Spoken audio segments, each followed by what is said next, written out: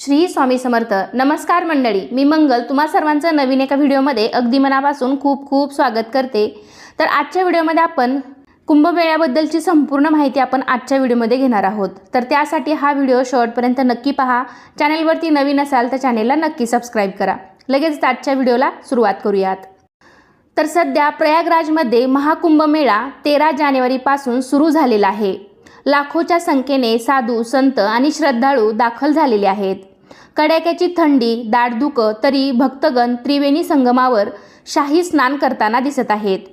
तर 12 वर्षांनी हरिद्वार, प्रयागराज, उज्जैन आणि नाशिक येथे कुंभमेळ्याचे आयोजन केलं जातं। कुंभमेळा याबद्दल अनेक पौराणिक कथा सांगितल्या जातात, पण कुंभमेळा दर 12 वर्षांनी का आयोजित केला जातो याबद्दलची संपूर्ण माहिती आपण आजच्या व्हिडिओमध्ये जाणून घेणार आहोत। प्रयागराजमध्ये 12 वर्षाच्या प्रतीक्षेनंतर 13 जानेवारी 2025 पासून कुंभमेळ्याची सुरुवात झालेली आहे। हिंदू धर्मातील सर्वात पवित्र आणि प्राचीन परंपरापैकी एक म्हणजेच कुंभमेळा। कुंभमेळा आयोजित करण्यामागे काही पौराणिक आणि धार्मिक तसेच खगोलीय कारणे सुद्धा आहेत। तर सर्वात आधी आपण जाणून घेऊया की कुंभमेळा का आयोजित केला जातो किंवा दर 12 वर्षांनी कुंभमेळा का होतो। तर बघा, कुंभमेळ्याबद्दल अनेक पौराणिक कथा सांगितल्या जातात। तर त्यातीलच एक महत्त्वाची कथा आहे, तर ती म्हणजेच समुद्रमंथन। देव आणि दैत्यांनी अमृत मिळवण्यासाठी समुद्रमंथन केले होते। त्यावेळी अमृत कलश बाहेर आला, पण तो दैत्यापासून वाचवण्यासाठी देव तो अमृत कलश घेऊन पळू लागले। तेव्हा अमृताचे काही थेंब जमिनीवर पडले। ते अमृत थेंब जिथे पडले ते ठिकाणं आहेत हरिद्वार, प्रयागराज, उज्जैन आणि नाशिक। म्हणून या ठिकाणी कुंभमेळा आयोजित केला जातो। अमृताचे थेंब हरिद्वारच्या ब्रह्मकुंडात, उज्जैनमध्ये क्षिप्र नदीच्या काठावर आणि नाशिकमध्ये गोदावरी नदीच्या किनारी पडला होता। म्हणून कुंभमेळा आयोजित केला जातो। कुंभमेळ्याचे धार्मिक आणि आध्यात्मिक महत्त्व असे आहे। कुंभमेळ्याचा मुख्य उद्देश आहे भक्तगण किंवा श्रद्धाळूंना आत्मशुद्धीची एक संधी देणे। अशी मान्यता आहे की कुंभमेळ्यात शाही स्नान केल्यामुळे आत्मशुद्धी होते, पापांचा नाश होऊन मोक्ष प्राप्त होते। कुंभमेळ्यात त्रिवेणी संगमावर स्नान केलं जातं।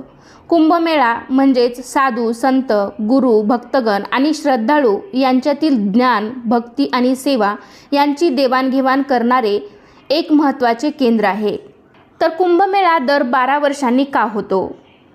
कुंभमेळ्याच्या तारखा खगोलीय घटनावर आधारित असतात। गुरुग्रह आणि सूर्याची स्थिती यांचा कुंभमेळ्याशी मोठा संबंध आहे। जेव्हा गुरुग्रह कुंभ राशीमध्ये प्रवेश करतो आणि सूर्य हा मकर राशीमध्ये असतो, तेव्हा कुंभमेळा आयोजित केला जातो।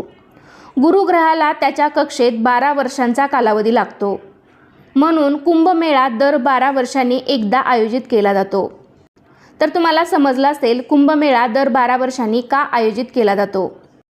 ज्योतिषशास्त्रात 12 राशी असतात। या 12 राशी 12 महिने दर्शवतात, ज्या वेळ आणि मानवी जीवनाशी संबंधित आहेत। कुंभ राशीत गुरु आणि सूर्य आल्यानंतर कुंभमेळा आयोजित केला जातो। त्याचबरोबर 12 वर्षाचे चक्र मानवी जीवनात अनेक विशेष ऊर्जा परिवर्तन करतं। हा कालावधी आत्मशुद्धी, श्रद्धा आणि ध्यानासाठी अतिशय उपयुक्त मानला जातो। कुंभमेळा किती दिवस चालतो? तर पहा, कुंभमेळ्यात भारतातील धार्मिक उत्सव लाखो हिंदू यात्रेकरू पवित्र मानल्या जाणाऱ्या नद्यांमध्ये स्नान करण्यासाठी एकत्र येतात।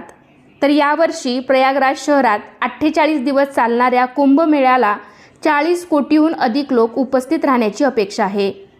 तर आजच्या या छोट्याशा व्हिडिओमध्ये मी तुम्हाला कुंभमेळा आणि त्याबद्दलचे महत्त्व समजावून सांगण्याचा प्रयत्न केला आहे। तर कसा वाटला तुम्हाला आजचा व्हिडिओ नक्कीच मला कमेंटद्वारे सांगा। व्हिडिओ आवडला असेल तर व्हिडिओला लाईक करा, तुमच्या फ्रेंड फॅमिलीमध्ये शेअर करायला विसरू नका आणि असेच धार्मिक व्हिडिओ पाहण्यासाठी आपल्या चॅनललासुद्धा नक्की सबस्क्राईब करा। चला तर पुन्हा भेटूया अशाच एका नवीन व्हिडिओसोबत। तोपर्यंत धन्यवाद। सर्वांना श्री स्वामी समर्थ।